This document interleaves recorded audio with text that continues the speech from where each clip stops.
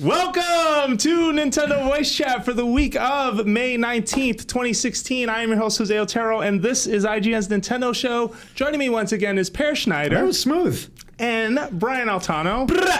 First time in a while since we've been together. And just really quickly, if you want to support Nintendo Voice Chat, you can head on over to YouTube, URL youtube.com/Nintendo Voice Chat. Now, this is one word, even though on NVC, we like to just say NVC. We don't actually have it under NVC. Which I would love to change the name of the show someday, because if you look up NVC on Google, the first result I think is a nonviolent communication seminar. Ooh, that's us. Yeah, technically this is that too, right? Yeah, it can be. Another thing that you can do to support NVC is to leave us a review like Buckarez, which I love this review. So this is recent. I'm not going to say how many stars, but it was favorable. As the father of a 14-year-old Nintendo fanatic, I have gained some serious cred thanks to this podcast. My son and his friends are impressed by how much I know regarding upcoming Nintendo releases.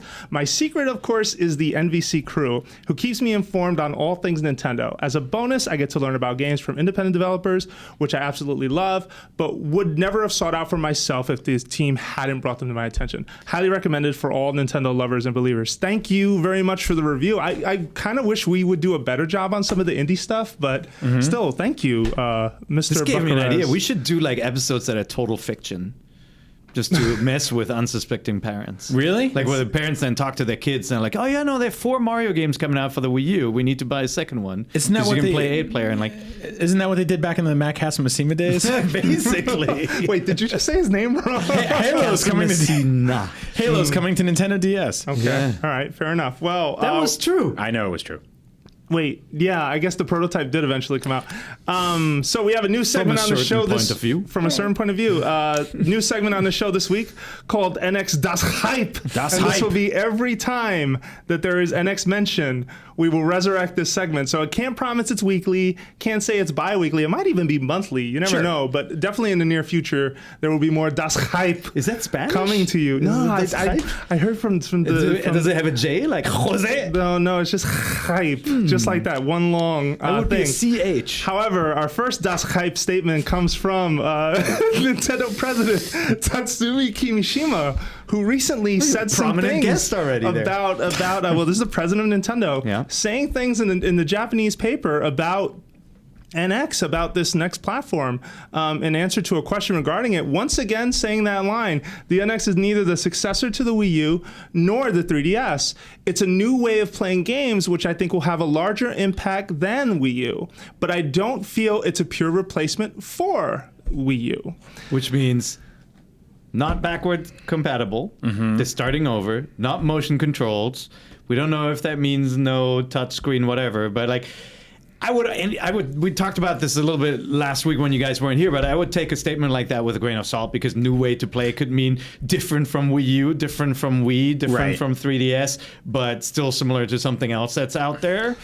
Maybe that's the admission. It's not a second screen type of system, because both Wii U and 3DS are that right now. They both incorporate multiple screens to do what they do. Yeah. Also, this might even be telling us that the home handheld console hybrid, I want to curse, but I can't, may not even exist. Like, this might just be one or the other. And I think I have been the guy who's always been at this table saying it can't be real. One or the other, or both together, right? Yeah.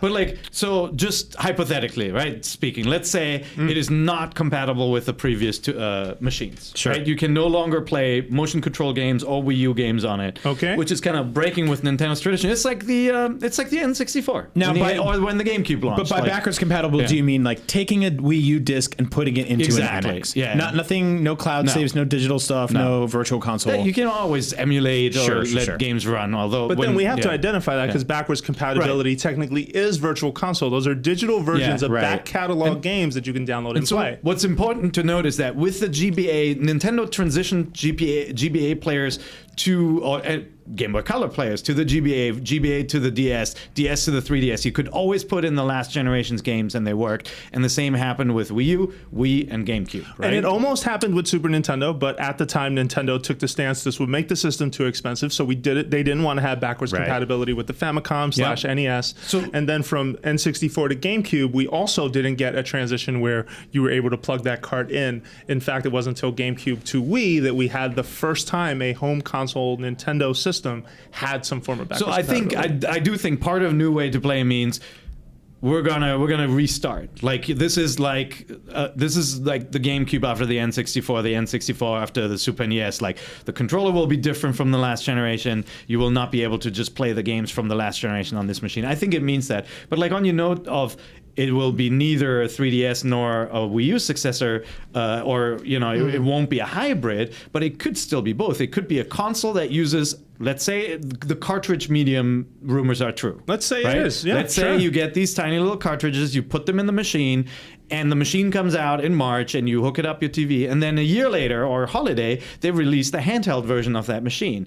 Different machine with maybe displays everything at a lower resolution on a smaller screen, but uses the same media. Like that could happen. We just don't know. That would be cool. I do want to rewind a little bit though before we gloss over that new way to play should not make people jump to the craziest of conclusions that we're back in motion control or we're back in some weird doohickey stuff. I don't care what patent comes out. Like, let them at least put the machine out before you jump to that conclusion. Because I think some people fear that we're back in the Wii days where there was a Wii remote and a nunchuck and a bunch of games that some were really smart at taking advantage of it, and some absolutely were not, especially some from third parties were not. Yeah. Let's just let that one go. And I know the internet doesn't like to let certain things go, but I think this is one that folks need to take a little bit, like just ease off. Like, I don't think it's time to really jump to that conclusion. Like if Nintendo hadn't said Zelda will come out on NX, you could jump to all sorts of conclusions, like, oh, games will be streamed, you can only play for 5 minutes, everything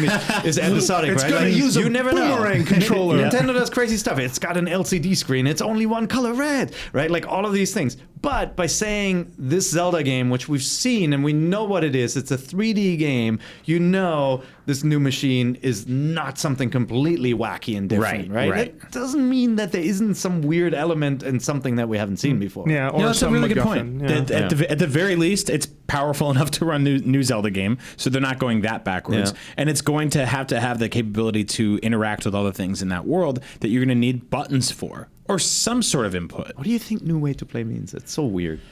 You will use telepathy. I don't really know. Like, I'll say that I'm guilty of sort of being a little hesitant when I heard that. I mean, the gut reaction when you hear that quote is like, now what? But this is also coming from the guys that told us that, behind your head. But I remember we all laughed when we saw the Nintendo DS for the first time. People put up pictures of the Game & Watch. Oh, this is so dumb. Why would you ever need two screens? Now I can't. I mean, when I have a Vita and I love it, but there are times where I'm going through the menus on that and I'm like, I wish I had a map down here. And that's the other weird thing is that like they've made so many games that hinge on touchscreen, dual screen. I think touchscreen they feel like they've been kind of backing away from it a little bit in the last few years.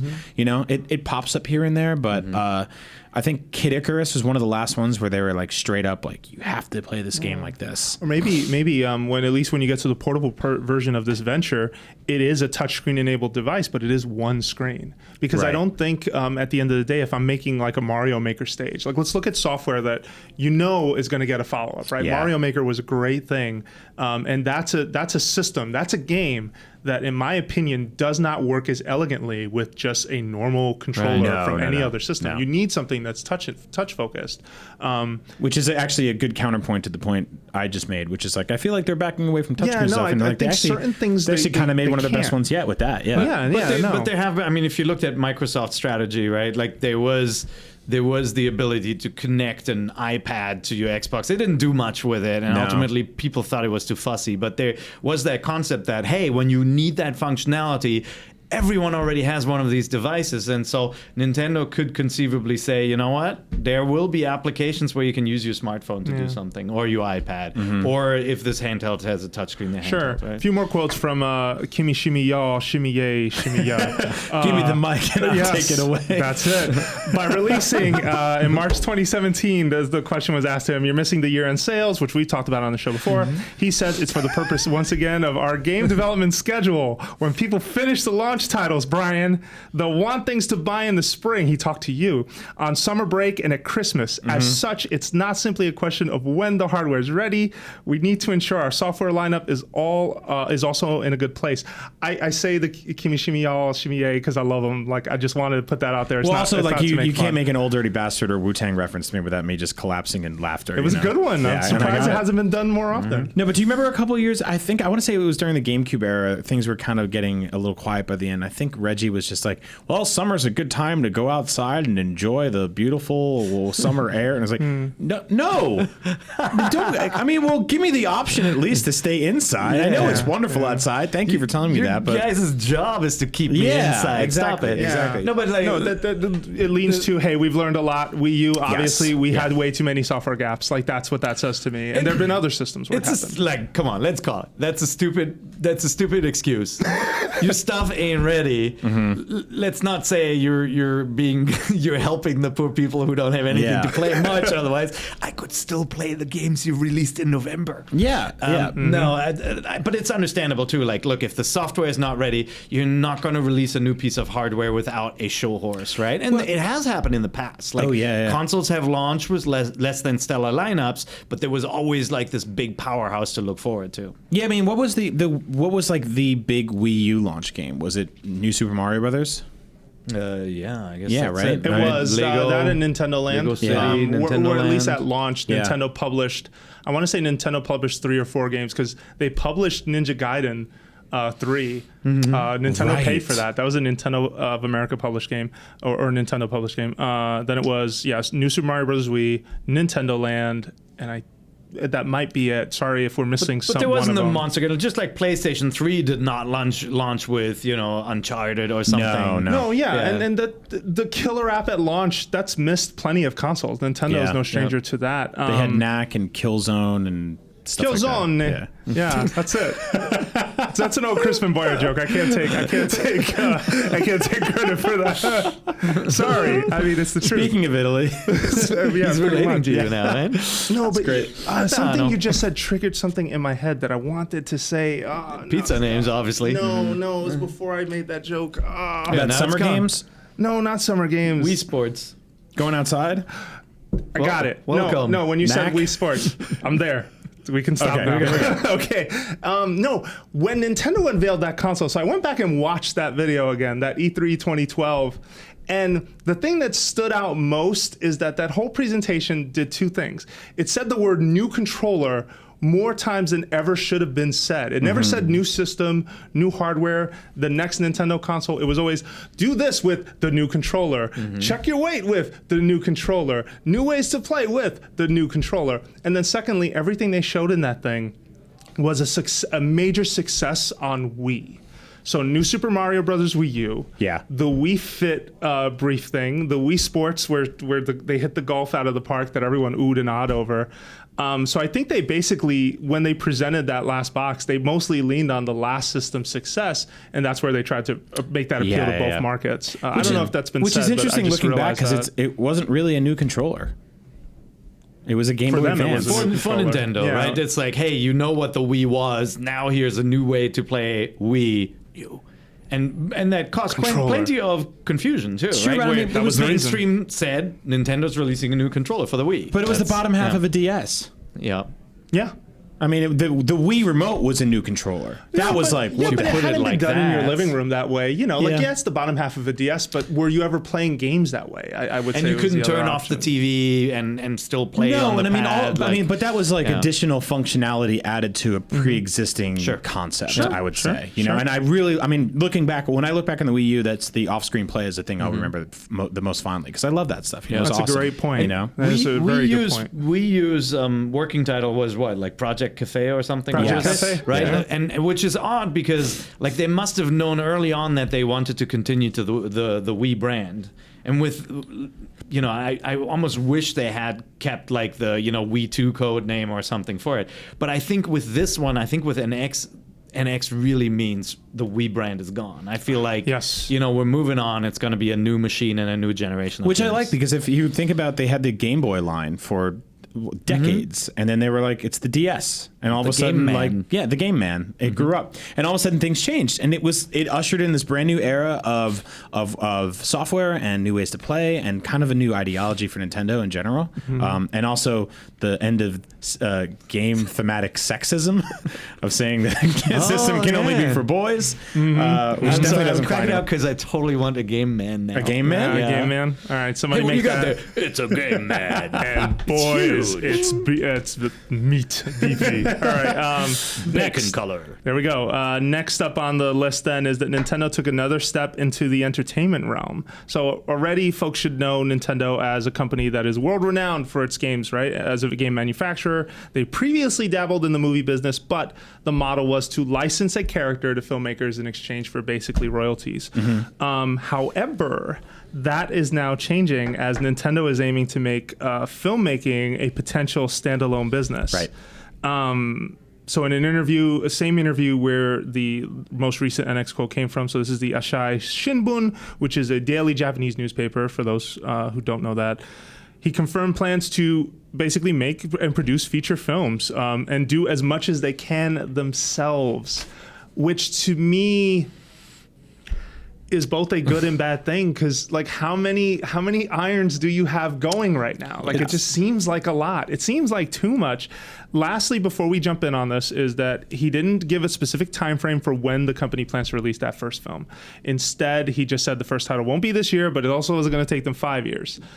So here we are. Ubisoft, Microsoft, Activision, obviously Sony's been making movies for a while, but all three have launched these initiatives in the past years to try and take some of their game IPs and turn them into movies. To varying degrees Prince of success. Prince of Persia was decent, but it wasn't a success. Ubisoft has been very vocal about investing in animation too, right? Like the stuff they use in Rain Man, they also use in other animation. Did you say Rain Man? Rayman. It sounded like Rain Man. Yeah, it really did. Yeah, definitely. No, but let's not overlook that Nintendo is a company that, like, again, the IP is recognized around the world, but they have dabbled in this more recently and in the past as well. So more recently, Star Fox Zero Battle Begins is a short. The Pikmin short films are another example. But years ago, in Japan only, there was F-Zero, Animal Crossing, and Super Mario had a film, or either a film or a limited series run. But that didn't see a global release. To me, well, go ahead. Because the age of television and movies back then is over. Like now you can work with Netflix and you can work with Hulu and you can work with all these different the cable channels to produce original content, and now we've seen that it's good, and I think that's not lost on Nintendo. Like you're seeing what is happening with Marvel on Netflix. That's got to turn heads in Japan, with Nintendo saying like, hey, you don't have to work with the old studio system. You can work with an international publisher and make good content. And I'm glad you said that, but we are talking about Nintendo, who in the late 90s and early 2000s, now this was the period commonly associated as the anime boom, where anything that was Japanimation, animation, took off or sold really well. And so publishers were just jumping at every chance to put something out. Nintendo helped, I say helped because they don't own, helped launch the Pokemon TV series. And that was the best example of a television show adaptation for a major game. I mean, it still runs for the most part today. And why do you think they didn't take the next step to blow up some other franchise? I mean, Fire Emblem... That's what I don't know. Help me understand that. And I do think that's because of the lack of distribution of that type of content. Like a Fire Emblem anime back then would not have been a globally watched show. No. It is an older audience that will find a viewership in Japan, but at the time there was no Crunchyroll, right? Like it would not have been a success externally, and I think that's changing. Netflix got a freaking Voltron movie. And I was about to say, I really like that idea as well of heading towards Netflix, because right now that market is still kind of young, and especially in stuff like original animation on Netflix, there's not a lot going on. When Nintendo goes into movie theaters, they go head to head with things like Disney. And let's look at the Ratchet and Clank movie, right?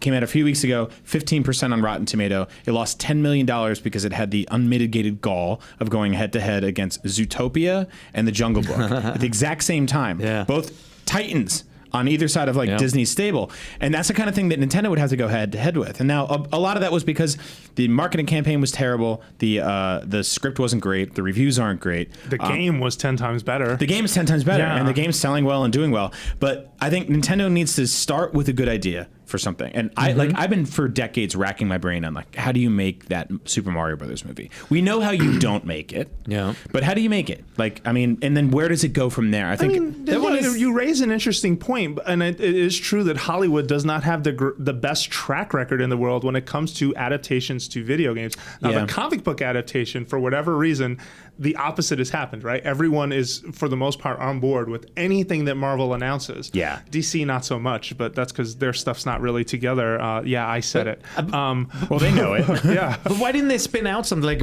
a Mushroom Kingdom animated show for kids, right? Like featuring Toad and and my thing too is they've always had creative control. Although there was the instance with Microsoft where Microsoft wanted just to force a Halo movie into existence. Yeah. And Hollywood and all the major studios said, no thanks. Yeah. Like, if this is how you're going to approach it and you're not going to help fund it in a way that makes sense for our business, I don't care how hot your IP is, we're not going to touch it. And live action is a different story. When IGN was owned by Fox, right? We were back in the days. We're owned by Ziff Davis now, but we were approached a lot by Fox, saying, "Hey, what are the big video game IPs that we should pursue to turn into movies?" Yeah, and we gave them advice on what we thought would make good movies and what is available and not. No, because they always checking in with folks like Peter Chernin, and it always came back saying man, BioShock sure looks awesome, but that is a $200 million movie to do that right. Yep. And you're not going to make that money because gamers are very, very fickle when it comes to the theatrical adaptations. Very difficult to make that work economically. And that's kind of the realization is video games are awesome. The stories are not always rich, but the universes are rich, but it's so expensive to do them live action. But animation and Nintendo, I always felt there's just so much there. Yeah. Like a Legend of Zelda animated series could have been very cool. Pikmin, just think of these. Well, there's an Angry Birds movie coming out this weekend. It's already made millions of dollars overseas. Another one. No, I mean, this is the first one. Oh, is this the first one? I mean, I think we've heard about it for a while. I'm already over that franchise. I've been over it. I think everyone is. Yeah. Well, it's probably a few years too late, but you know what? It's already cleaning up in China and overseas, and I think it's going to China. I think it's going to do pretty well over here too. So they just have to find, and I think that's a good way of looking at it, right? Angry Birds is this kind of whimsical 2D franchise. It doesn't have really a ton of stuff going for it. It's reached different places in terms of it's become a kart racer and an action game and RPG and stuff like that. And now it's this beautiful, robust 3D movie with a great voice acting cast. And if Nintendo can find a way to translate something like Mario, Animal Crossing is a great idea. Great idea. I watched Zootopia the other day. Yeah. Right, fantastic film. Yeah. Figure out a way to do something like that with your characters and throw it out there. And hopefully this means they're doing it right. I do think they were burned after the Mario live action movie. Oh, it's funny you say that. Right? All right, let's drop it. So part of this, apparently, Kimishima dropped a quote that the 1993 Mario film was a particular reason why the company was leaning towards anime type content, where Nintendo should produce as much by itself as possible rather than do something live action. Personally, I think you need to let that one go. Learn from what happened, right? That was 1993. That was potentially 26 years ago. Mm-hmm. Yeah. A lot has changed since then in live action. And you can say to the opposite, right? Maybe Mario is not the best live action choice. I'm not arguing that, but I'm saying some properties may in fact make sense as live action. And I would hate to see Nintendo just dismiss it. You're dealing that movie in particular had some very fascinating flubs on set. Such a weird It's movie. A very weird movie. You had actors who were storming off. You had this husband and wife director duo who were basically, it was their first time doing anything, and they were working with high profile talent and just totally screwing things up. Hopper, notoriously wonderful to work with. Yeah, I mean, you get a stable of very talented people who are difficult to work with and first timer people and weird budgets and no story. All of that stuff goes out of the window in an animated movie. Mechanical boots. Yeah. An animated movie is so pre-produced and so planned. Yeah. That you can bring in. I mean, think about, you don't just cut scenes in an animated movie because they cost $200 million to make. And you don't just cut characters and stuff like that because it's not just shooting around them. But animated movies have changed too, although I guess we're not authorities there, but I I don't know. Speak This for isn't yourself. the anime boom. And I was just really surprised when I thought about this long term. I'm like, how did Nintendo resist the temptation, especially during the anime boom when anything and everything was super hot at that time? But animated movies are making tons of money right now. Yeah. I would argue more than ever. You know? You're talking about Japan animation, right? Yeah. Anime. Yeah. Yeah, I don't know. I think they were 100% focused on making games out of their IP, and they identified as a game company, right? And like they basically, I'm sure they had a corporate mantra where they said, "We are about games. We're making fun experiences for you." And I think things changed over the years, and I think there was this realization for Nintendo, like how much their sprites have become cultural icons. Yeah. The freaking mushroom, right? Like everybody sold T-shirts with Nintendo's emblems on them Except without Nintendo Nintendo. seeing a cut. And I think at that point they were becoming more serious about making character goods. You don't think that like a Pixar style Star Fox movie or Big Hero 6 style Star Fox movie or a Zootopia style Animal Crossing movie or a Wreck-It Ralph style Mario Brothers movie would clean up right now if I it was think done it would right? actually Got the do really well. talent, yeah. No, I'm not. I would not argue against that. Because I think And there's a in difference fact- between that and like and I know about the anime boom and all that because Yeah. I was totally into it then, Yeah, and I I think actually so, kind so of was I. phased away too. Yeah, I know. But I grew up. I just got burnt out. Yeah, I grew up. No, but I have said on this show that if there's one game company that is the most Disney, it is Nintendo. And you guys remember when I came back from Disneyland, I was like, why isn't Nintendo doing this? And then somewhere along the line that happened. But I hope as this continues and we see them take further steps, more steps into the entertainment business. I'm not all doom and gloom on their games business. I just hope that they understand how long some of this stuff needs to take, because I feel like, okay, so the next movie isn't going to be this year and it isn't going to be in 5 years, but what is it? My heart wants me to think it's Zelda. You have a Zelda game coming out in a year plus, and if you are working on some sort of promotional thing, that could help, right? Having a cool Zelda tie-in film to launch around the time of a high-profile Zelda game. Now, of course, this is speculation. Never heard a thing from anyone that don't even know, and the people who I talk to probably wouldn't even know this. Well, there was a Netflix rumor, right, about a show on Netflix. But that was live action. We're not doing live action after the Super Mario movie. Yeah, I mean, that might be Purple Monkey Dishwasher. Maybe there's a kernel of truth. Like, I do believe that Nintendo has talked to Netflix about a Zelda adaptation, but it sounds more likely that it's an animated series. Yeah, I'm we'll okay see. with that, but I have a feeling it's going to mimic their mobile output, where it's not going to be what we expect in the first one. Like they'll do something that's kind of like sprite based. Yeah, I mean, I would love that. But if they did something that was kind of like safe to begin with and then ramped up to something bigger, I would like that. And you mentioned Marvel before in DC. I mean, if there was, I don't want a cinematic universe of these things because that doesn't entirely make sense. But I do like the idea of these things sort of working in synchronicity. And I like the Pixar style approach where maybe you put a 6-minute Kirby cartoon before the 90-minute Animal Crossing movie. Just don't keep me after the credits to show me anything, because I'm so over that. Yeah, I'm really? so It over only that. happens with Marvel movies. There's God. a site you can look up to see if you should Yeah. even bother staying. I love how it's grown into that kind of culture. Well, I mean, I was pumped when I read that for Batman vs Superman, so I could get the hell out of there without having to wait another 20 minutes. I always look up stinger, movie title, yes, no, and Okay. of course that All right. that That's definitely it. helps.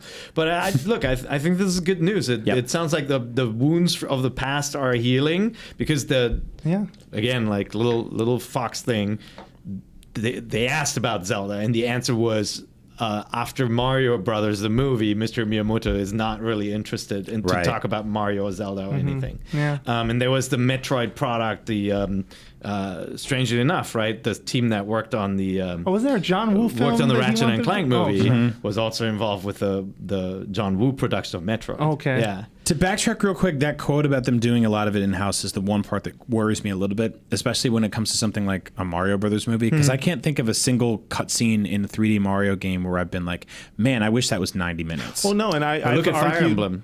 Or look at Smash Brothers. beautifully done. Like Yeah, the- but they the didn't cinem- write it. Like they hired Yeah. someone You for So Fire what? They Emblem. would. It's still I'm happening sure they're in-house, gonna I think. hire No, they can someone, hire someone. No, but to Brian's point, like Nintendo's strong the point in their princess. games has never been, and Zelda's the exception.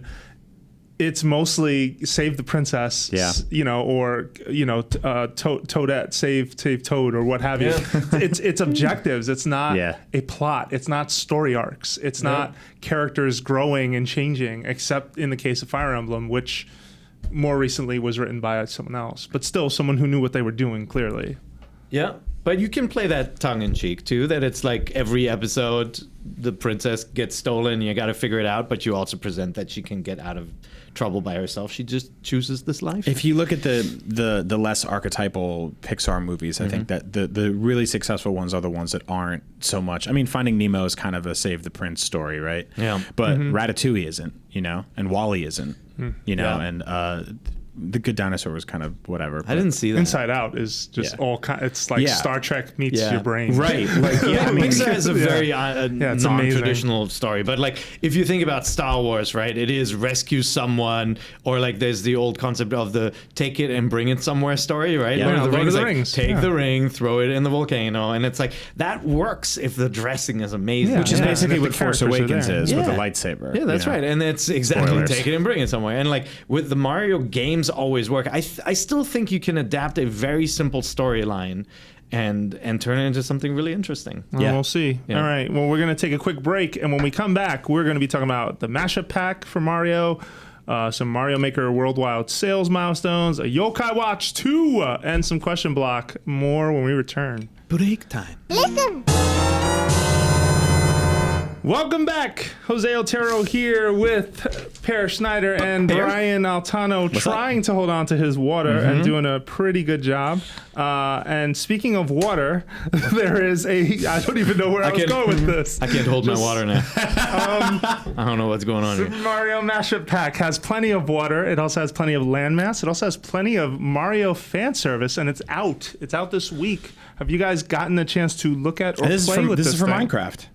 This is for the Minecraft. Yeah. Yes. I have to confess, I have to download the Wii U version at home because I already have that damn game on so many platforms. I have the Minecraft. I think Wii that's U a version problem at for a lot home. of people. Yeah. I have the Wii U version at home, so I'm really excited to see this. I will say that when I first so on the low, I've kind of known about this for a few months, but I couldn't say anything, which is like the weird part of the job. But when I first saw screenshots of it, I was like, oh, it's just like those stupid skin packs they put, other Star Wars ones and everything like that. So you didn't see everything else. And then I dug in and was like, wow, like this is fan service. This is fantastic. Yeah. Like they did some really cool stuff here. This is not, if you played Minecraft before, which I have, I'm really big into Minecraft, and you've downloaded those skin packs of like rare characters or Halo characters or Star Wars characters, and you went in thinking this was just like weird blocky cubey versions of Mario and friends, and there are some truly nightmarish ones like the PD Piranha. any of the Koopalings, like it's my just God. like they're all like preteen version because they're all so tall. Yeah, they do look like "Ugh." they're like awkward puberty Koopa kids. I didn't think about that. Yeah, they And are. if you thought it was just that, man, there is so much stuff in this pack, and it's fantastic. Even like the top-down view of what the map looks like now, how it basically looks like this overhead sprite version of Super Mario Brothers 3, where like the map and everything like that. Yeah. You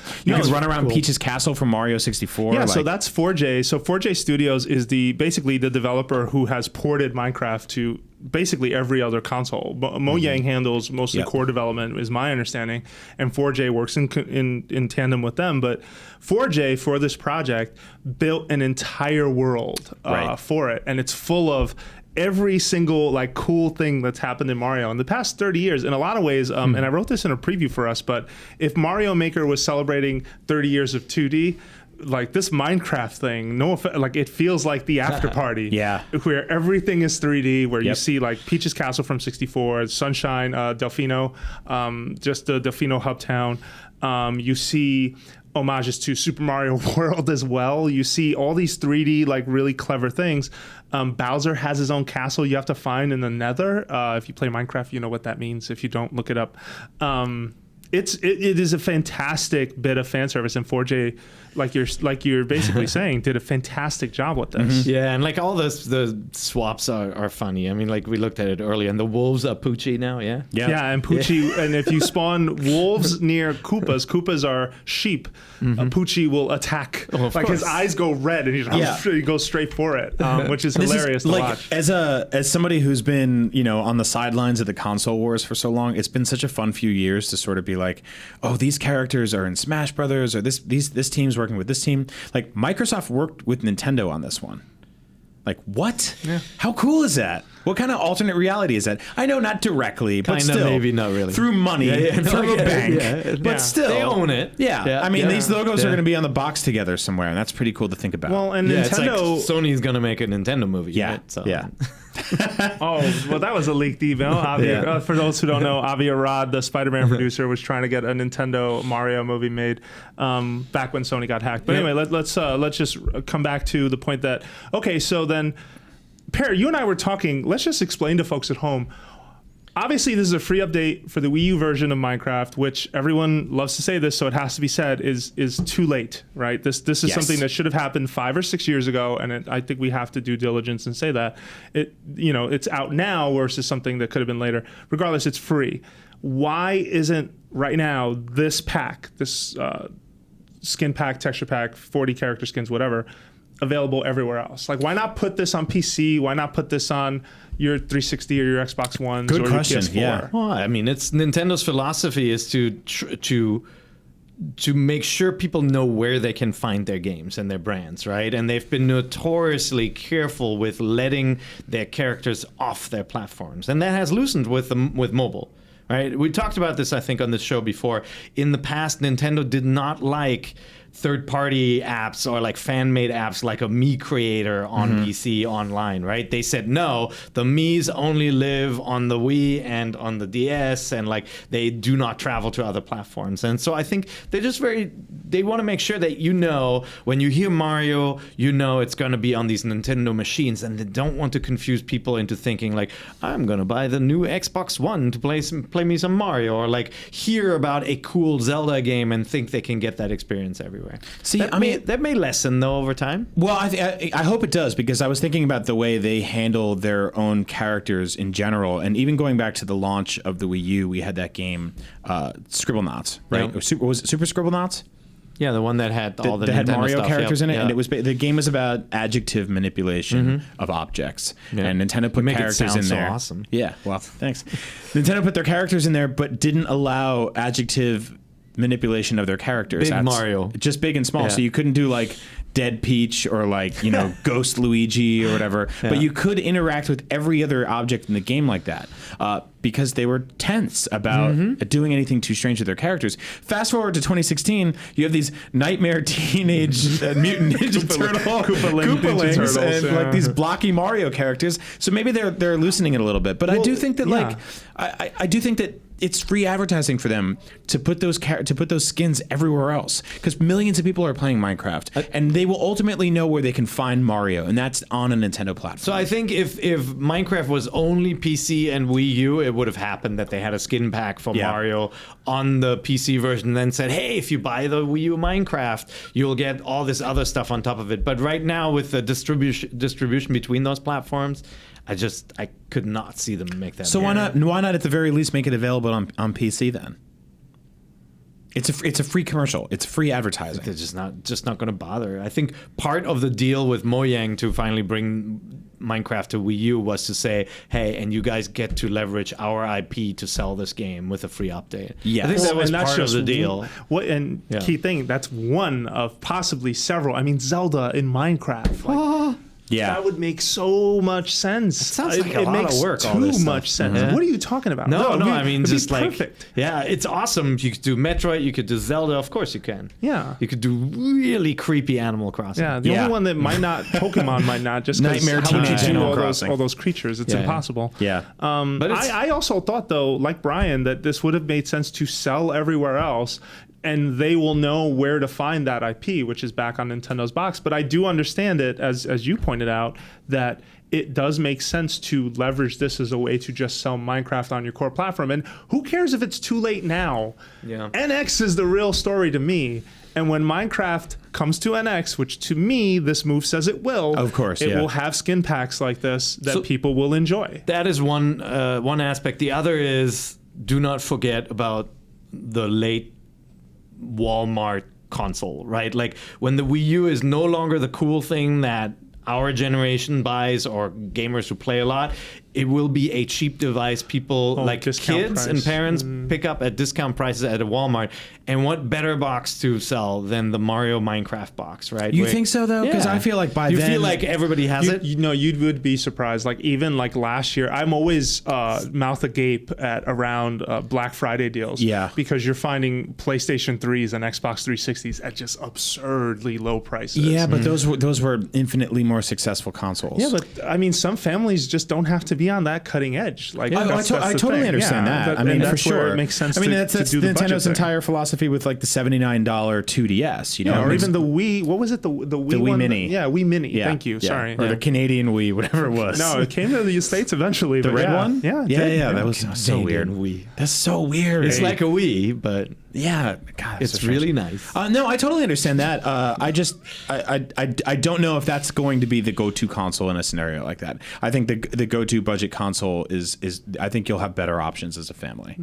Okay. I not. just think Minecraft is a strong franchise, and kids, when they see, oh wait, this is a Minecraft version I can't get anywhere else, they could use the power of nag to get that thing. The power of nag. Power of nag. All right. Well, just a reminder: Minecraft Wii U Edition is getting a physical version.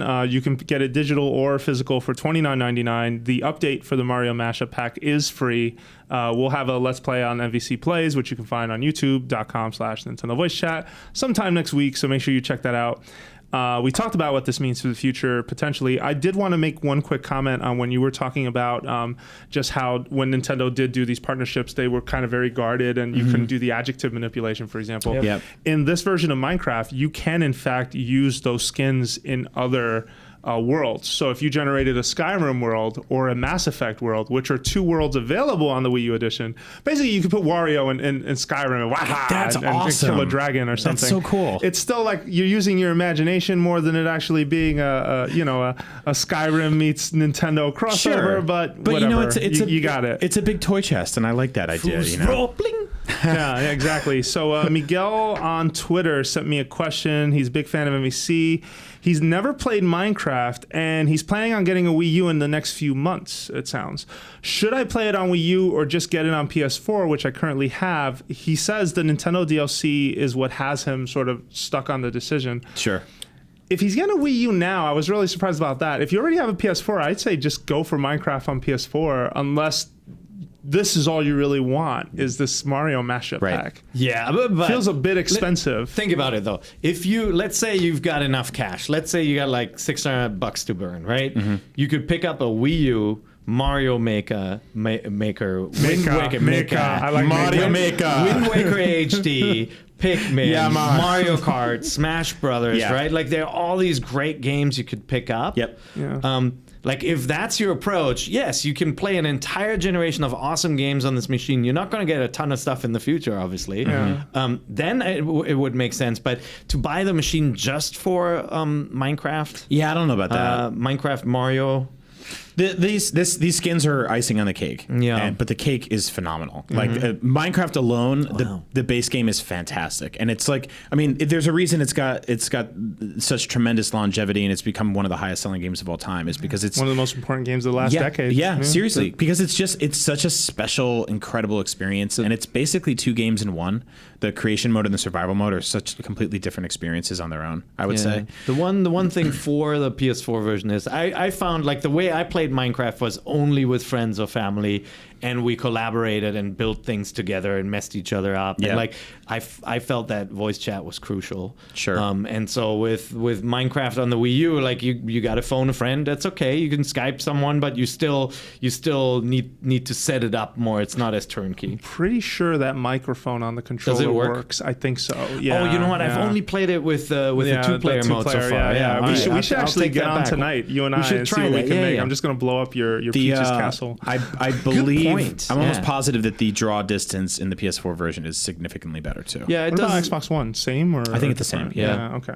But Cool, that's cool. in a game like that, it's not that big of a you're not deal. there for the It is in graphics. creative mode when you're flying up in the sky. No, and- you're not there for the graphics, but it is pretty nice to like look up over a giant forest that you Yeah. can see and not hit that Turok 64 level of fog halfway in. You know. No, good that's point. fair. But That's either fair way, point. no, you guys Yeah. are right. You All know, right. it's- Good one. So moving forward, last couple bits of news. We'll go through these quick so we could get to some real questions. Number one is that Mario Maker passed 3.5 million. I'm not sure if that's shipped or sold. Oh, copies. I'm assuming it's shipped, but it may mean sold. And another fun stat, 7.2 million courses have been created by the user base. 3.5 million shipped? 3.5 million. How many Wii U's were sold? 12 million. That's insane. Yeah, the attach rate's pretty good. Wow. Yeah, it's looking pretty solid for them, and it'll only continue. Well, hopefully the people who haven't bought it will continue to. I mean, you'll have to see, but still the best attach rate is Mario Kart 8, no question. Even Splatoon actually did a little better than Mario Maker in terms of that attach rate, I believe. I think they hit 4 million. Wow. Anyway, Nintendo though, 7.2 million courses created. This hasn't been the most steady cruise ship of community management. Like there have been some mistakes, but also some corrections on Nintendo's side. They have been getting better at communicating why levels get deleted, whereas there was, this has been a learning process, I think, for them too. But regardless, that's a really cool milestone. And then the second bit of news is that Yokai Watch 2 is going to release in September 30th. Now, I think when Yokai Watch first got announced, we speculated on this show, are they going to hit the gas to get 2 out so that they can put 3 out globally? I think this might be a signal, yes, and if not, within a year of 3 coming out in Japan, it'll come out here. Yeah. So release September 30th, includes new areas, over 100 new yokai, new Yokai Watch. You can travel back in time. Comes in 2 flavors like Pokemon, so there's Yokai Watch 2 Bony Spirits and Yokai Watch 2 Fleshy Souls. These titles there's something wrong with Bony these titles. Spirits and Fleshy Souls? Yeah. That's all I'll say. It's just there's something ain't right. So Yokai Watch was an interesting launch where, I think Nintendo was hoping that they create a second Pokemon. Yes. And so it didn't. And was there an animated show as well? So the show did happen.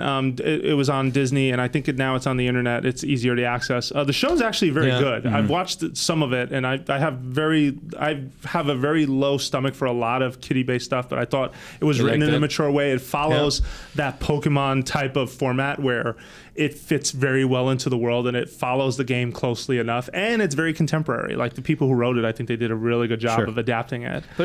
But it didn't work, right? Like Viva Pinata, it was a cool idea, but it didn't get to a mass audience. It doesn't seem to have taken off in a huge way. If it did, I think Nintendo or even Level 5 would have said something. Level 5 did say over the summer that Yokai Watch as a franchise hit a significant milestone. But it didn't sound like the U.S. launch had anything to do with that. Now, in Europe, this thing just came out fairly recently, I want to say, if not within the last month. Who knows if there's a better story to tell now. I think it's cool they continue. No, I'm glad they're continuing. And to me, I think this is just part of a plan to get Yokai Watch 3 out everywhere. Right. I think 3, which is set in the U.S., that thing's coming west. Unless 2 really tanks, which I don't know, because no one really knows how well that game's doing. Yeah. All right, it's time for the question block, which is, in case this is your first time watching the show, a timed segment. We take 4 minutes per question. I was inspired by a cool podcast idea I saw a while back, and I know some of you don't like the timer, but you know what? That's not my problem. So, what are the anti-timer people? Yeah, there's anti-timer folks who love to leave comments about it. What, they don't like the sound of it? It's the 21st century. Be nice to timers. Yeah, and we got places to be and things to do. First question comes from good friend of the show, Charlie Gatson, who says, "Hi everyone. I'm curious to know your opinions regarding what Nintendo has achieved by skewing so far and away from what traditional console manufacturers and game publishers seem to be doing. He feels the Wii was an overwhelming success because of its broad appeal. But unfortunately, that attach rate didn't carry over for Wii U. Fast forward a few more years, and Nintendo now does E3 totally different, and even appears to be releasing consoles at a different interval than everyone else. Are they now awkwardly different or uniquely special?" And he says, "Thank you and keep up the great show." So I want to kick it off with, I think that Nintendo has just figured out, like some companies have, that E3 is not the only place you make announcements. Right. Even releasing a console, you want those holiday sales, but I don't think just a holiday launch guarantees big time sales. That isn't how Apple operates. Apple will drop an iPad in March and April, and that is very much tech friendly, casual, open audience, like extended, like expanded audience stuff. And Apple And it also does well. doesn't make a big splash at CES, which is the big consumer electronics expo, right? Like they make their own event. So it's like, whatever works for you. Like there's no template that has to be followed to make a product a success. Look at Tesla too, right? It's a company that very much operates outside of what everybody else has done. So I actually like that part. I like that they are doing things differently. The question about whether they are they're breaking the cycle and whether that's a good thing or a bad thing is like depends on whether you think the software and the machines they're releasing will be strong enough to make a huge splash, right? Like sure. Sega famously choked with Saturn and then had a mid-console machine with a Dreamcast, and it didn't work out for that company. And they did have some powerful brands and titles. It's a too. very well remembered machine for a lot of its ideas, for a lot of the weirdness it tried to do, but also the quality of the games themselves. And that was only a core gamer machine, Yeah, but that machine had impediments like EA saying we're never going to put a Madden title on this. You and mean that like with Wii U? That thing had an impediment like, hey, Square's not putting an RPG on this thing, and those were the big titles. Yeah, and Nintendo's in the same boat clearly, but Mm-hmm. Nintendo has been able to keep that boat afloat, right. whereas Sega could not during the same period. And that's the big question, Charlie, right? It's like mid console launch can work amazingly well if people are like, you know what, I'm ready for something different, and depending on what this machine looks like. If this machine has like the most beautiful looking Zelda or Mario or Metroid game on it, where people who are currently, snapping up Uncharted's and, Call of Duties and Battlefronts, it will turn their head and say, that's awesome. Yeah. I think people are going to invest in it. And I think now mid console generation is a better time than going head to head with a Grand Theft Auto or something like that, Well, yeah, and let's not forget that even the current companies that have platforms out are all of a sudden potentially refreshing what they're making this year alone. Like, this is not just a Nintendo thing. If anything, that's something that I think by accident sort of happened, because I don't think either of the three companies were trying to react to each other with, we're going to have a new machine in 2016 or some form of new hardware in 2016. If you're a diehard Nintendo fan, you don't pay attention. Like Sony is introducing like something called PlayStation Neo, right? It's like the PS4.5. More powerful, it can run certain games at a higher fidelity, right? Yeah, but just to make it clear, rumors say we don't 100% know for sure that this is right. a thing. Nobody's officially announced anything. Know any of this. But I do think the new 3DS did that too, right? Like it's the same kind of concept. Only that Sony is a CE company, cares about 4K, and obviously wants to add some of that. And I think that's what that's our inevitability with the games industry, is moving it towards sort of the more phone-esque model. But I do think that being at E3 isn't necessarily a prerequisite for success, nor is not being at E3 a damning of failure or whatever it is. Right. I mean, there's so many companies that have no presence whatsoever. Rockstar shipped their 65th millionth copy of GTA 5 the other day. Doesn't show up at E3. They don't care. They don't need to be there. They don't have to. They do their own thing. E3 is whenever they announce that game. Yeah, E3 is actually, it looks like the biggest thing in the world. It's actually just a small piece of all of it. Yeah, so. well, and we love E3, to be fair. We do, we go, it's part of this tradition, which is the North American video game market. But times have changed, and we're seeing that more and more. It feels like a party, and it's like, Nintendo, why aren't you here at the party, So there we it is. did it. All right. Yeah, always. Okay. Wow. All right. Thanks, It Charlie. sounds like it's being played through like a GBA. Yeah. Yeah. No, I think it was. So next question comes from Ryan, and he asks, what are the chances we will see some sort of 30th anniversary Zelda amiibo at E3? Personally, I would love a Zelda 8-bit set of amiibo, or better yet, a set just based on original Zelda art. It would be fantastic. And he gives different examples. Of course, we will probably see Zelda Wii U NX set, but considering this E3 is all about Zelda, why hasn't there been more discussions about this possibility at the very least, and plant that seed? And if not, he hopes that this show will plant that seed. This show ain't going to plant a thing, because I think that Japan makes the decisions Japan makes, and they don't listen to the show. I think that it may be too early to talk about Amiibo and Zelda at E3. You think so? Yeah, because I think they show it. Wolf Link, well, it has to have a date then. It has to have Why? Because it has to have a usage. Dude, you want details on the Amiibo a year before the game comes out? That makes no sense. From talking about a Star Fox. No, thing you that wanna- they never did. But you want to buy an amiibo that has no use? I mean, you do. I bought all of them. I know you do, and I'm the same way. But I mean, if you're going to put out an amiibo, like the Mario Maker thing made sense, right? Because it had. I only think it Hamburger might. bet right now. I say there will be a Hamburger Zelda amiibo. Can I have at cheese on that E3. thing? I bet in steaks have only. cheese on yours. You let me know when you want to take this thing for real. No, what do you but want? seriously, it may be too soon. I just think it might be too soon. Only you're going into so much information about Zelda, and it you can always hamburger too say, soon, Mike, or- can I yeah? finish? Okay. Basically, you can talk about that amiibo any other time. Why would Yeah. you make a big deal out of that? Because Sure, you got sure, nothing else. You can make a big deal out of the Wolf Link amiibo, which you already know works with it, and you can say we have other plans for amiibo, but we'll talk about those in the future. Bye, kids. They are only showing Zelda at E3. They're going to make sure that they have all the flavors and colors of Zelda. And they could. I'm not saying they're There'll not. be an amiibo there. I'm kind of with Jose on this one in that you're not going to release. I mean, maybe they'll show it, but you're not going to be holding it anytime before the day or the week Okay, that, fine. that I thing will not comes be out. holding it. I agree Yeah. with you. But it's 'Cause also like going to be in a glass case. Pear. There are now 3 different Link amiibos. Yeah, that's crazy. They're going to have the 4th one at E3. There's 3 Link amiibos. There's also a Ganon. There'll be There's a a Wind Sheik. Waker There's a ship, Zelda. too? Yeah. You really? No, They're gonna be a Wind Waker ship. there will be eventually. I'm just trying to think They of ran out of stuff to do. They But it don't has do to have a everything now. functionality.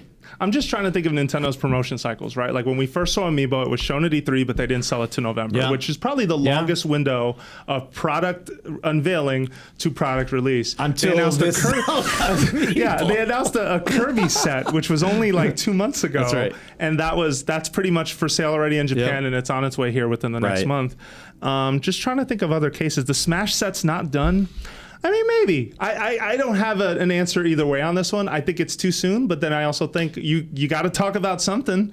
You need something else to talk about. Why not have it? I feel like, this is the toy probably division. done. The toy division within Nintendo, long time ago said, "Hey, Zelda guys, we need amiibo functionality. Here are the concepts for the amiibos we're going to release with it." Before anybody dreamt of that game actually slipping another couple of months into the new year. No, yeah, I think no, all yeah. of that was I would figured agree out. that the Amiibo's done, but it gives you something to talk about later. But then what does this thing do? It unlocks. This is toys to a life. green hat Not just toys. Green hat where?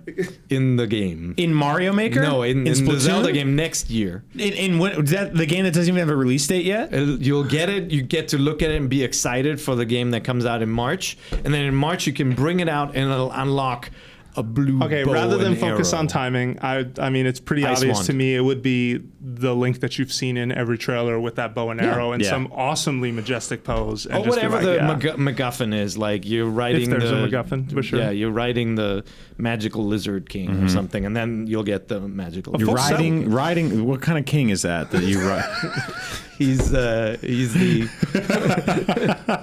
the know king anymore. of flesh. What were the titles of the Yokai Watch games? Bony Shaft and Flesh Hole. What were the Yokai games called? That was dangerously close to getting rid of getting us an explicit tag. Take it easy. You take it back, Brian. But to answer this poor guy's question, we haven't answered any of your question.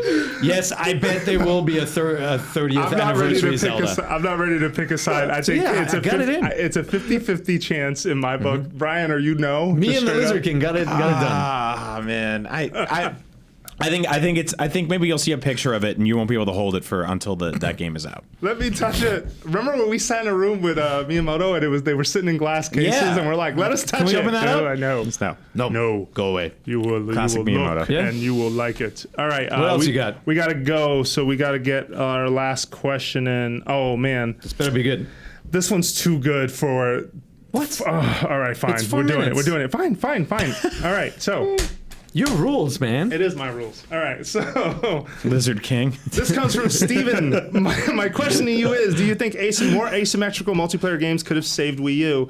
He talks about how games like Nintendo Land, Rayman Origins, Affordable Space Adventures, and Pokken Tournament all used the gamepad in a way that he considered fun and unique, and was signature in only Wii U. Meanwhile, the biggest AAA games Nintendo put out, Mario Kart 8, Smash 4, Donkey Kong Country, and 3D World, mostly didn't take advantage of it. Right. So he's not trying to bash those games. He's just wondering, would that have helped it? Who wants to go first? I could, but No, I know Kevin's got to get in here. So Harry, I think it's because the basic design philosophy of the Wii U was different than the Wii, which was the Wii was bringing people together in a room, and the Wii U was hunched over a thing by yourself. Yeah. The Wii But they wanted it to bring everyone in the room. They wanted the guy with the controller or the girl with the Game controller to be master. doing something But they else. learned with Pac-Man Verse that didn't work. Like you just don't have one. There's not one person in the room with the sword. The other 4 have shields. Everybody wants a sword. You know, look at Wii U or look at Wii. Everyone got their own controller, or you passed one around. It made sense.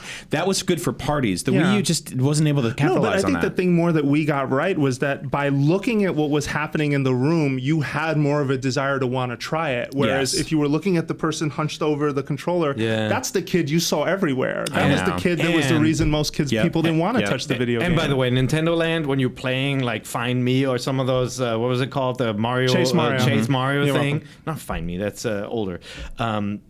It was so well done that you had a little camera screen of the person playing Chase Me. Chase Mario, Chase Me. I don't know. Like, I thought they did a really good job making the person with the gamepad feel special, but then also encouraging you to pass it along and stuff. So I don't know if that's true, that was detrimental to multiplayer I don't think fun. that from a glance you can tell what the person on the gamepad was doing Yes. without being over the person with That's the true. gamepad shoulder. You basically have to stand there and be like, oh, so that's what's happening. Yeah. Whereas if you watched 4 people swinging Wii remotes, playing some want in, tennis, yeah, you want were in. like, I got next, and I'm going to take you to school. Well, so like, I mean, we're always on our phones all the time, or our tablets, or Kindles, or iPads, or whatever. How often do you go, oh, awesome, can I see that? And take that from somebody. Feels oddly This is my personal. thing. Yeah. Like, I don't want you in this bubble. And that's the Wii U was designed, probably not on purpose, but it sort of haphazardly fell into that situation. I just want to make sure, though, Steven, I agree with you, though, that the games that you all name dropped, and even Pokken Tournament, which had 2 different perspectives depending on which controller you were using,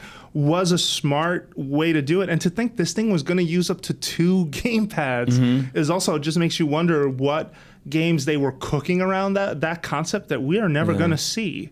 For example, you know, was there something that Splatoon would have done differently? Was there something that some of these games could have taken that idea and run with? And I'm not saying some of them even had an idea, but we don't know because Nintendo's so secretive about that stuff. Yeah. What could have been designed around 2 gamepads? And by the way, I don't think the 2 gamepad thing ever worked, like to the point where You never saw it. But no, but How do you I don't know? think people looked at the gamepad and TV screen setup and said and said, oh, you know, there'll be an amazing piece of software where all of this makes sense. It's different from the that's a fair Wiimote. point. Yeah. It's different from the DS that has 2 screens, right? Like it's like, I don't know. I think people understood what it could do, but it wasn't that exciting. Right. Well, that's Wasn't what I that was trying to say interesting, you know? with kind of watching the person who was using the gamepad versus watching the people who were swinging remotes.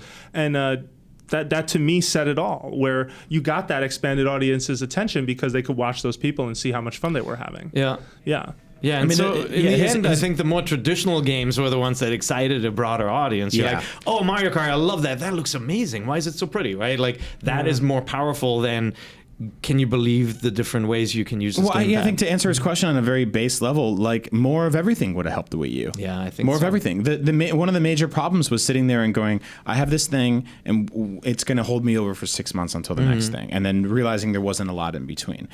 Whereas if you look at the sort of the life cycle on pretty much everything, every other console right now or PC or anything like that, is you're constantly jumping from experience to experience, and you're tethered to that thing. And it also becomes your Netflix box. It becomes your Hulu and Amazon and Amazon Prime and all that And stuff. let's not even talk about the battery life issue, which was also a big reason Right. why the gamepad wasn't very popular. But you make a great point. No, and we're done. This is Nintendo Voice Chat, which is a show you can catch every week on IGN. We have a YouTube channel you should check out, youtube.com/Nintendo Voice Chat. You can head on over to iTunes, leave us a review. We always love to find those, and we can read them on the show. And lastly, you can leave us feedback by heading on over to and emailing us actually at nvc@ign.com. Thank you very much for listening, and we will be back next week with more Nintendo Voice Chat. Get the thing. At the end, just so they could edit.